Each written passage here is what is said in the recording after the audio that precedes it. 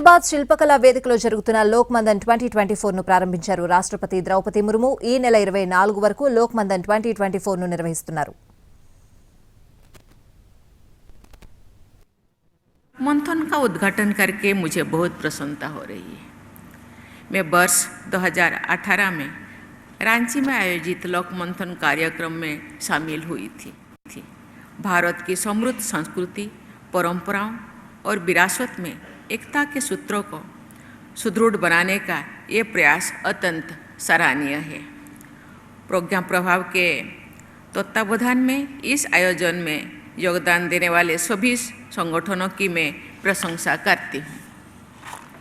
भारत की सांस्कृतिक और बौद्धिक विरासत को गहराई से समझना तथा हमारी अमूल्य परंपराओं को निरंतर मजबूत बनाना सभी देशवासियों का कर्तव्य है।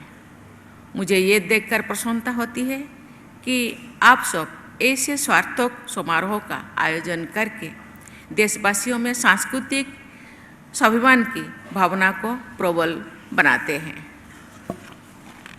देवियों और स्वजनों, मुझे बताया गया है कि ये संगोष्ठी राष्ट्र को सर्वप्रथम मनाने और उसी मान्यता के अनुसार कार्य करने वाले निष्ठावान लोगों को एक प्रभावी मंच प्रदान करती है। जब हम भारतीय संस्कृति की विविधता तथा अनेकता में एकता की बात करते हैं तो एकता का भाव ही मुख्य भाव होता है। विविधता तथा अनेकता हमारी मूलभूत एकता को इंद्रधनुषी सुंदरता प्रदान करता है। हम चाहे वनवासी हो, ग्रामवासी हो या नगरवासी हो, सबसे पहले हम सभी भारतवासी हैं। इस राष्ट्रीय एकता की भावना ने हमें सभी चुनौतियों के बावजूद एक सूत्र में जोड़कर रखा है। हमारे समाज को हर तरह से बांटने के और कमजोर करने का प्रयास सदियों से किए गए हैं।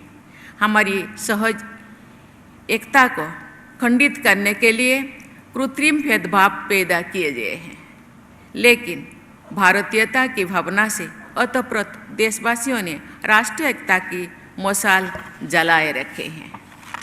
हमारी मध्यकालीन संतों कवियों से लेकर ब्रिटिश हुकूमत के विरुद्ध स्वाधीनता संग्राम के दौरान उत्तर से दक्षिण तक और पूर्व से पश्चिम तक भारत को राष्ट्रीयता की भावना से जोड़ने वाले महाकवियों ने प्राचीन काल से चली आ रही भारत की भावनात्मक एकता को बजाय रखा और उसे आगे बढ़ाया।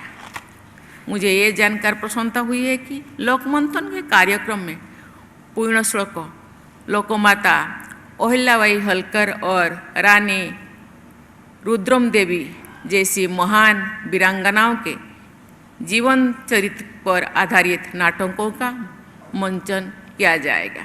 ये हमारे देश की शौर्य परंपरा और नारी शक्ति को सम्मान प्रदान करने की हमारी सोच से देशवासियों को विशेषकर युवाओं को प्रेरित करने का सराहनीय प्रयास है।